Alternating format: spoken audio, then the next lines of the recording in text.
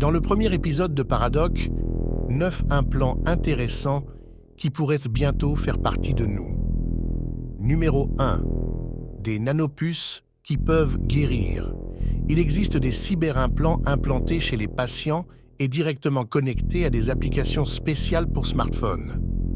Ils peuvent ainsi réellement surveiller et traiter certaines maladies. Par exemple, vous implantez un capteur dans un bionique, c'est-à-dire un pancréas artificiel avec lequel vous pourrez surveiller le taux de sucre dans le sang d'un diabétique à l'aide d'une application pour smartphone en contact avec celui-ci.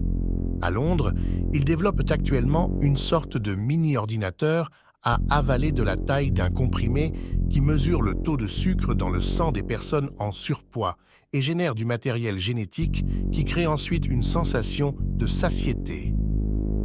Numéro 2. Implants connectés au smartphone.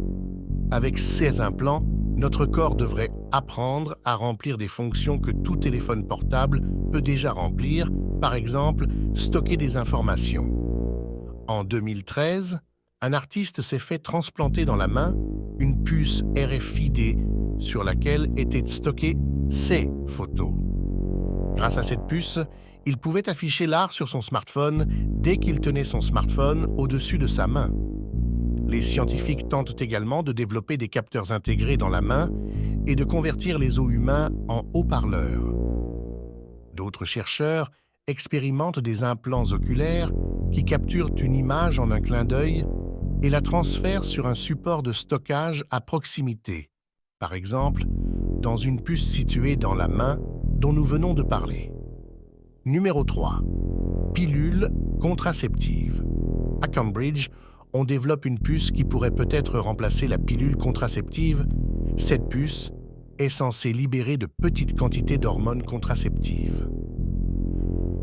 Cela devrait être contrôlable à l'aide d'une télécommande spéciale, de sorte que si vous décidez de fonder une famille, vous puissiez simplement désactiver la libération d'hormones en appuyant simplement sur un bouton.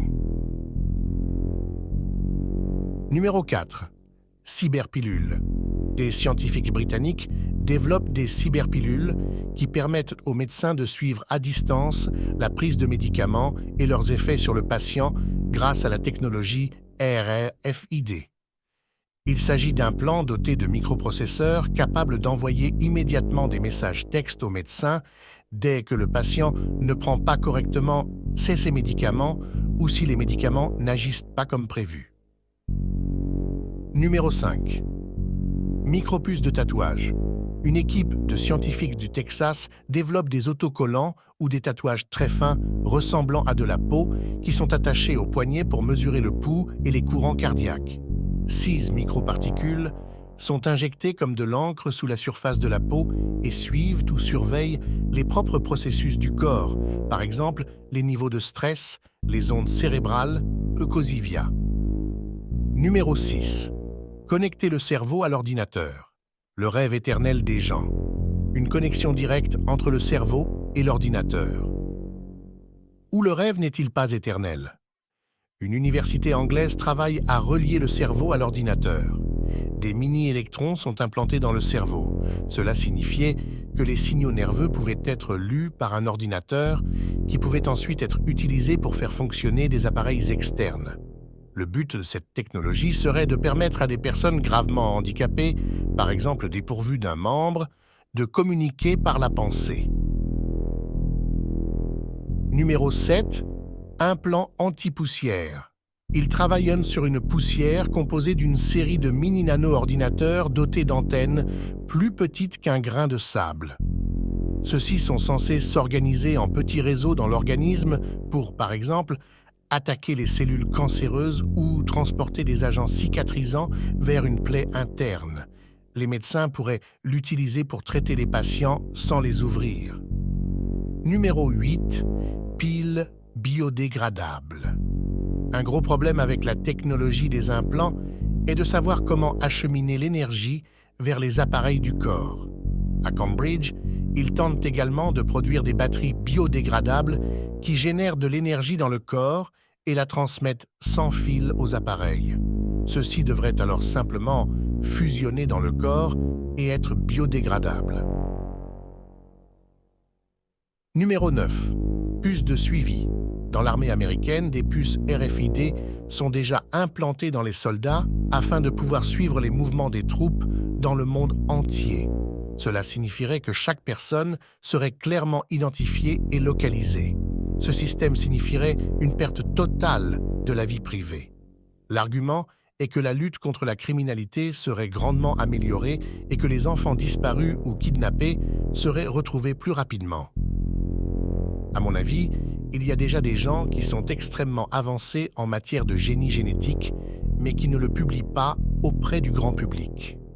Vous pouvez voir comment les gens se transforment de plus en plus en robots. Quel serait l'intérêt d'améliorer la lutte contre la criminalité grâce à des puces de suivi, alors que l'État commet le crime le plus important, sinon le plus grave, à savoir évoluer vers un État contrôlant bientôt tous les peuples et ayant un pouvoir total sur eux. Peut-être que dans le meilleur des cas, une vie sans crime est possible et une vie contrôlée mais sûre selon le système. Mais est-ce vraiment ce que nous voulons? Le cerveau est un organe incroyablement complexe qui nous donne tous nos sens. Nous percevons ce monde à travers notre cerveau. Mais que se passe-t-il si notre cerveau nous dit quelque chose qui n'est pas la réalité? Nous le savons très bien, surtout lorsque nous dormons. C'est pourquoi vous voulez vraiment comprendre le cerveau, car cet organe est si puissant.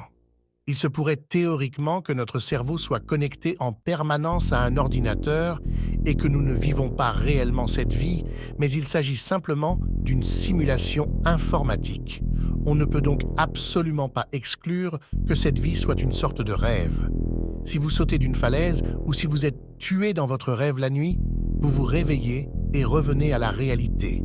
Ne se pourrait-il pas que si nous sautons de la falaise et mourons, nous nous réveillerons également de ce rêve appelé la vie? Et dans le prochain épisode de Paradoc, que se passe-t-il dans le monde en 1 minute? Si vous avez aimé la vidéo, like-la, et si vous ne voulez plus manquer de vidéos de notre part à l'avenir, n'oubliez pas de vous abonner et d'appuyer sur la cloche. Vous soutiendriez énormément notre travail.